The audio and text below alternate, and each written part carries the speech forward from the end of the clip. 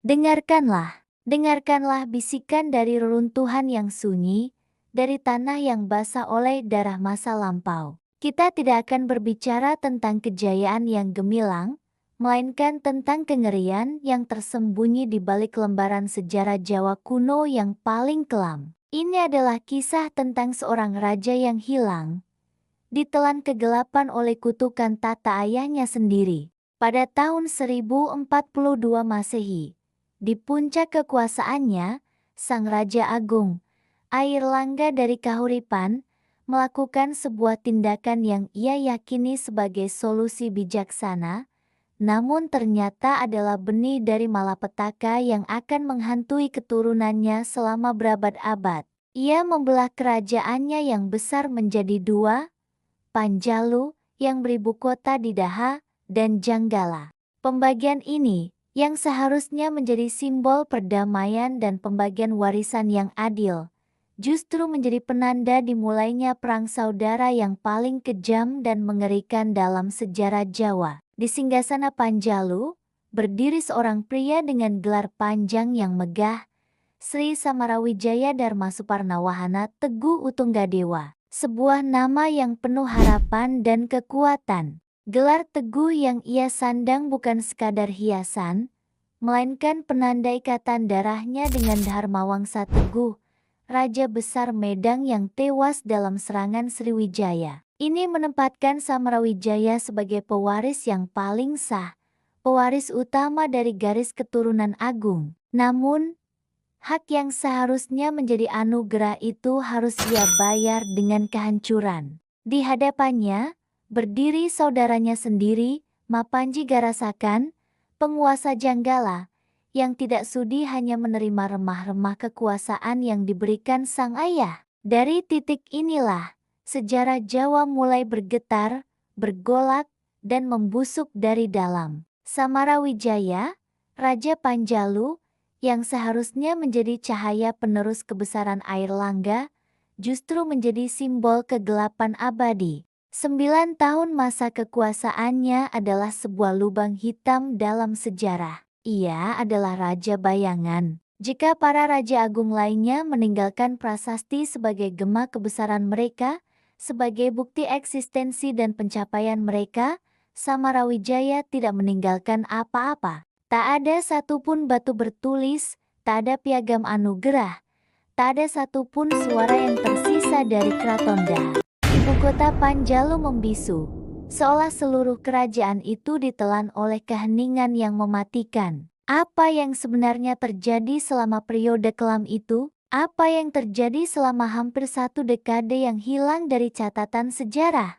Apakah kengerian perang saudara yang terjadi begitu hebat, begitu brutal, hingga para penulis sejarah, para pujangga istana, bahkan memilih untuk diam 1000 bahasa, terlalu takut untuk menuliskan kenyataan yang mengerikan? Sebuah petunjuk muncul dari pihak musuh. Prasasti Turun Hyang, sebuah piagam yang ironisnya mengonfirmasi bahwa darah memang telah tumpah ruah. Prasasti itu tidak dikeluarkan oleh Samarawijaya, melainkan oleh saudaranya, Mapanji Garasakan dari Janggala. Prasasti itu diberikan sebagai penghargaan kepada penduduk desa yang setia membantunya dalam peperangan melawan Panjalu. Ini adalah bukti tak terbantahkan, pembagian yang dilakukan oleh ayah mereka, Airlangga, telah sia-sia. Dua bersaudara itu, dua pewaris tahta yang seolah terkutuk, saling cakar dan saling hancurkan dalam kegelapan yang mereka ciptakan sendiri. Coba bayangkan atmosfer ketakutan yang merayap di setiap sudut Daha pada masa itu. Seorang raja yang tidak pernah benar-benar memerintah dengan damai. Seorang raja yang terus-menerus disibukkan oleh peperangan. Sebuah tahta yang selalu bergoyang di ambang kehancuran. Dan di atas semua itu, keheningan yang menakutkan dari catatan resmi. Samarawijaya, sang putra mahkota yang sah, yang posisinya selalu kuat mendampingi ayahnya selama masa pemerintahan Airlangga, yang namanya disebut sebagai calon penerus utama, kini adalah figur yang diselimuti kabut darah, misteri, dan kesunyian. Sejarah seolah sengaja melupakannya. Lalu, kita kembali bertanya, apakah gelar teguh yang disandangnya itu adalah sebuah janji kehebatan? Ataukah justru sebuah kutukan yang mengikatnya pada takdir yang tragis? Apakah ia terlalu sibuk mempertahankan tahtanya dari serangan Janggala yang tak henti-henti hingga tak punya waktu, tak punya kesempatan untuk mengukir sejarahnya sendiri?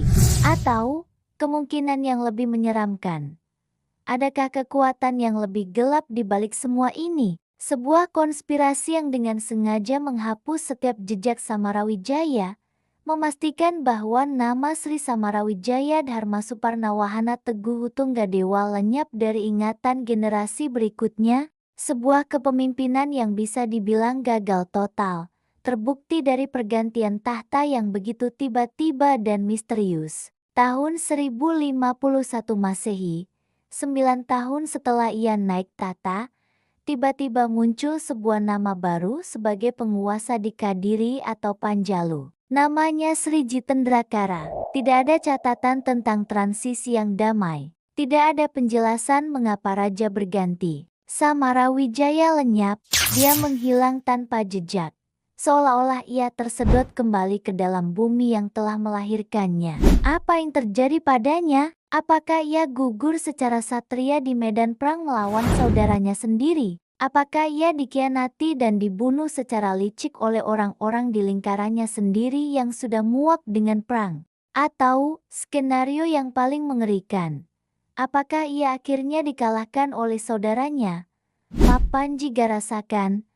Lalu sebagai pecundang, namanya dihapus dari setiap catatan, dikutuk untuk selamanya menjadi raja yang hilang. Suaranya terperangkap di antara prasasti-prasasti yang tidak pernah sempat ia buat. Sri Samarawijaya bukanlah sekadar nama dalam daftar silsilah raja-raja Jawa. Kisahnya adalah sebuah peringatan yang abadi, sebuah pelajaran pahit dari masa lalu, bahwa terkadang ketiadaan bukti justru menjadi bukti terkuat dari sebuah teror dan tragedi yang tak terkatakan. Ia adalah hantu dalam sejarah Nusantara, raja yang dikutuk untuk dilupakan. Terima kasih sudah menyimak kisah kelam ini. Jika kalian tertarik dengan misteri-misteri lain dari sejarah kita, jangan lupa untuk subscribe channel ini dan nyalakan notifikasinya. Sampai jumpa di penelusuran berikutnya.